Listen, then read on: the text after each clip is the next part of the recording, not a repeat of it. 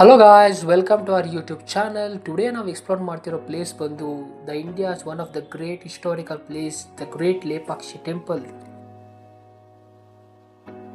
So ನಾವು morning 9 o'clock Bangalore Majestic KSRTC bus ಸ್ಟ್ಯಾಂಡಿಂದ ಹಿಂದೂಪುರ್ ಬಸ್ಗೆ ಟಿಕೆಟ್ ತೊಗೊಂಡ್ವಿ. ಸೊ ಒಬ್ಬರಿಗೆ 140 rupees ಟಿಕೆಟ್ ಪ್ರೈಸ್ ಆಗುತ್ತೆ. 3 hours ಜರ್ನಿ ಆಗುತ್ತೆ. ಸೊ ನಾವು ಫೈನಲಿ ಹಿಂದೂಪುರ್ ಬಸ್ ಸ್ಟಾಪಿಗೆ ಬಂದ್ವಿ. ಸೊ ಹಿಂದೂಪುರ್ ಬಸ್ ಸ್ಟಾಪಿಂದ ಲೇಪಾಕ್ಷಿ ಟೆಂಪಲ್ಗೆ ಪ್ರೈವೇಟ್ ಬಸ್ ಮಾತ್ರ ಅವೈಲೇಬಲ್ ಇರುತ್ತೆ ರೆಗ್ಯುಲರ್ ಆಗಿ. ಸೊ ಹಿಂದೂಪುರ್ ಬಸ್ ಸ್ಟಾಪಿಂದ ಲೇಪಾಕ್ಷಿ ಟೆಂಪಲ್ಗೆ ಪ್ರೈವೇಟ್ ಬಸ್ ಅವೈಲೇಬಿಲಿಟಿ ಇರುತ್ತೆ. ಒಬ್ಬರಿಗೆ ಟಿಕೆಟ್ ಪ್ರೈಸ್ ಬಂದು 30 rupees ಇರುತ್ತೆ. ನಾವು ಟೆಂಪಲ್ ರೀಚ್ ಆದಮೇಲೆ ಮೊದಲು ನೋಡಿದ್ದು the massive statue of Jatayu ಪಕ್ಷಿ. ಸೊ ಫೈನಲಿ ನಾವು ಟೆಂಪಲ್ ಎಂಟ್ರೆನ್ಸಿಗೆ ಬಂದ್ವಿ. ಸೊ ಟೆಂಪಲ್ ಎಂಟ್ರೆನ್ಸಿಗೆ ಬರ್ತಿದ್ದಂಗೆ ಕಂಪ್ಲೀಟ್ಲಿ ವಾಲ್ಸ್ ಮೇಲೆ ಪಿಲ್ಲರ್ಸ್ ಮೇಲೆ ಎಲ್ಲ ಕಡೆ ಸ್ಟೋನ್ ಆರ್ಟ್ನ ನಾವು ನೋಡ್ಬೋದು. Very beautiful stone sculpture.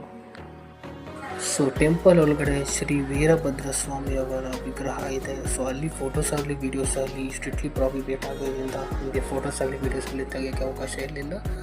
But ಗರ್ಭಗುಡಿಯ walls ಮೇಲೆಲ್ಲ ಒಂದು ಬ್ಯೂಟಿಫುಲ್ ಪೇಂಟಿಂಗ್ ಇದೆ. ಇದು ತುಂಬ ಹಳೆಯದು ಪುರಾತನವಾದ ಪೇಂಟಿಂಗ್ಸ್. ಈ ಪೇಂಟಿಂಗ್ಸ್ನ ನೀವು ಇಂಟರ್ನೆಟಲ್ಲಿ ಕೂಡ ಸರ್ಚ್ ಮಾಡಿದ್ರೆ ಸಿಗುತ್ತೆ.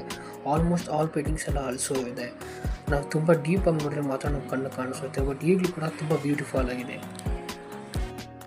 ಸೊ ಈ ಟೆಂಪಲಲ್ಲಿ ಒಂದು ಮಿರಾಕಲ್ ಕೂಡ ಇದೆ. ಈ ಹ್ಯಾಂಗಿಂಗ್ ಪಿಲ್ಲರ್, ಹೌದು, ಈ ಪಿಲ್ಲರ್ಗೆ ಯಾವುದೇ ರೀತಿ ಸರಿಯಾಗಿ ಸಪೋರ್ಟ್ ಇಲ್ಲ.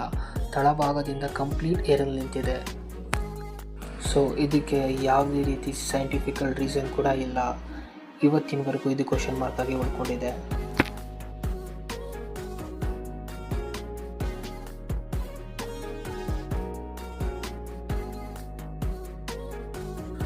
ಸೊ ಈ ಟೆಂಪಲಲ್ಲಿ one of the main attracting point ಯಾವುದಂದರೆ ಈ ಶಿವನ ಲಿಂಗ. 7 ತಲೆ ನಾಗರ ಹಾವಿನ ಕೆಳಗಡೆ ಇರುವ ಶ್ರೀ ಶಿವನ ಲಿಂಗ. ಗಣೇಶನ ಆಕಾರವನ್ನು ಕೆತ್ತಿದ್ದಾರೆ. ಸೊ ಇದು ಕೂಡ 16th century ಕೆತ್ತಿದೆ ಅಂತ ಹೇಳಲಾಗುತ್ತೆ. ಅಷ್ಟೇ ಅಲ್ಲದೆ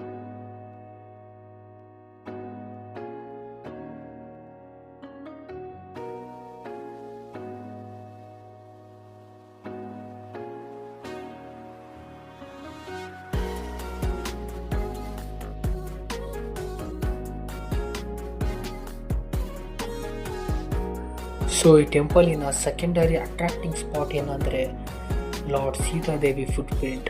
ಸೊ ಈ ಫುಟ್ ಪ್ರಿಂಟನ್ನು ಟೆಂಪಲಲ್ಲಿರೋ ನಿವಾಸಿಗಳು ಸೀತಾಮಾತೆಯವ್ರದ್ದು ಅಂತ ಹೇಳ್ತಾರೆ. ಬೃಹತ್ವಾದ 200 ಮೀಟರಿನ ನಂದಿ ವಿಗ್ರಹವಿದೆ. ಈ ವಿಗ್ರಹವನ್ನು ಕಂಪ್ಲೀಟ್ ಸ್ಟೋನಿಂದ ಕೆತ್ತನೆ ಮಾಡಿದ್ದಾರೆ. ರಾವಣಾಸುರನಿಂದ ಸೀತಾಮಾತೆಯನ್ನು ಕಾಪಾಡಲು ಹೋಗಿ ಬಲಿಯಾದ ಸ್ಥಳವೇ ಲೇಪಾಕ್ಷಿ. ಜಟಾಯು ಅಂತಿಮವಾಗಿ ಇದೇ ಸ್ಥಳದಲ್ಲಿ ಬಿದ್ದಿದ್ದು.